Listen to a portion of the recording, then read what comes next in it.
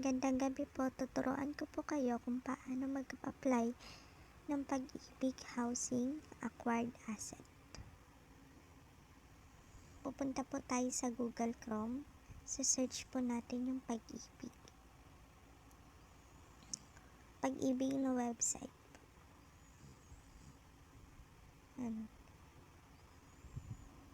pag-ibigfund.gov.ph. Dadaan lang po tayo sa CAPTCHA. Wait lang po natin ang kaunting segundo. Yan. Click lang po natin data privacy, then proceed. Then pipindutin po natin tatlong line sa taas, then properties for sale. Click lang natin pababa, then list of properties for sale. Yan. May tatlo pong option, properties with no discount at properties up to 30% discount. Yan. I-explain ko po sa inyo mamaya. Doon po tayo pupunta sa properties up to 45% discount. Negotiated sale. Dito po ako laging natingin. I-click po natin yan.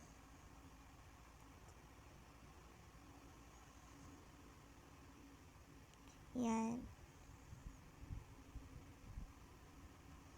Dahil taga Batangas po ako, sa Calamba Housing Business Center ako pupunta.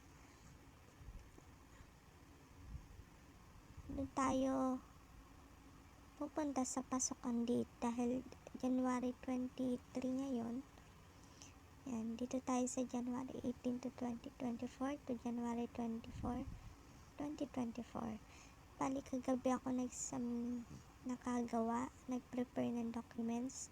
Tapos kaninang umaga nag-send through Lalamove. Yan. Opening of offers na January 25. Silipin po natin ang laman.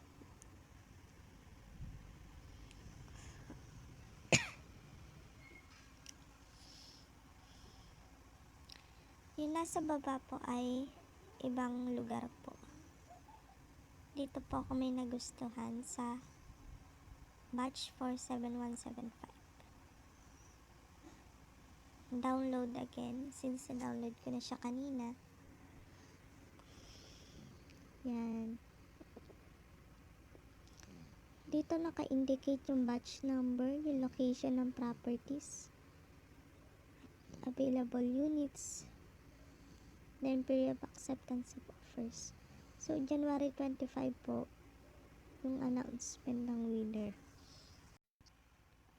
Yan, basahin nyo lang po yung mga general guidelines pag kumuha po kayo ng bulk sale, retail, at group sale. Yan. Since ang gusto ko po syempre ay pang individual, pang family lang. So, retail sila ko titingin. Meron po kung gusto nyo po ng cash, short term at long term. Ito po yung mga guidelines na dapat gawin at sundin. Syempre po sa long term po tayo.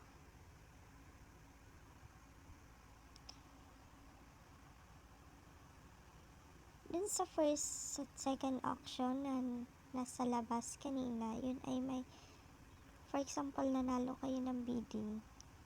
Doon may 5% down payment. Dito, wala po. Yan. Dahil taga Batangas po ako, dito ako sa Batangas kumuha at gusto ko po ay Santo Tomas area since Patelec po ang gusto po namin pamilya. Yun. Dito sa list makikita yung mga bahay na available.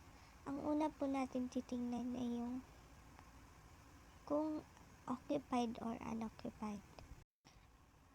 Occupied meaning may nakatira na at unoccupied ay wala pa. So, nakalagay dyan yung yan.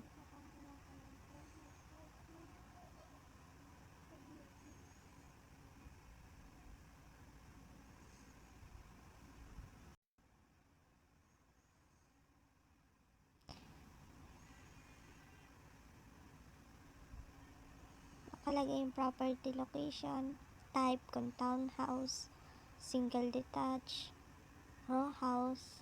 Yan.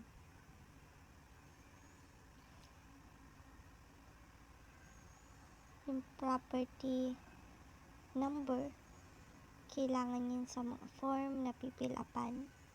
Yan. May nakita po kami na available unoccupied sa Pueblo de Oros, San Rafael, La Aldea del Monte. Since nakita na namin yung actual na kagaya ng ganito, yan. Maganda po ito. Then ang lot area niya ay 40, ang floor area naman niya ay 44.50. Then ang minimum selling price na ay 1.3 million. Then ang required income ay 22. Ang required income po niya ay almost 23 dapat ang monthly. So in-applyan po namin ito. Pina-prepare ko yung mga documents, registration form, offer to purchase, mga valid ID, COE.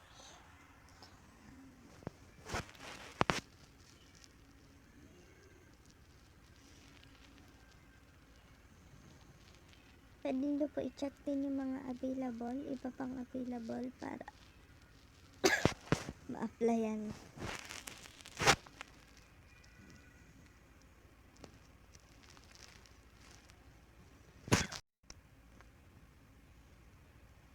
Ayan, meron din po available sa Tanawan. Check nyo lang po yung list. Ganang paraan ng aking pagsasubmit sa Calamba branch ay through courier. Sinunod ko lamang po ang mga instruction. Sinagutan ko yung mga registration form, offer to purchase, at hinanda yung mga documents. Yung copy po ng offer to purchase ay 2 copy po. Tapos, yung registration form ay nakabukod sa isang puting sobre. Then yung offer to purchase at kasama yung mga ibang requirements ay magkakasama na sa isa pang sobre.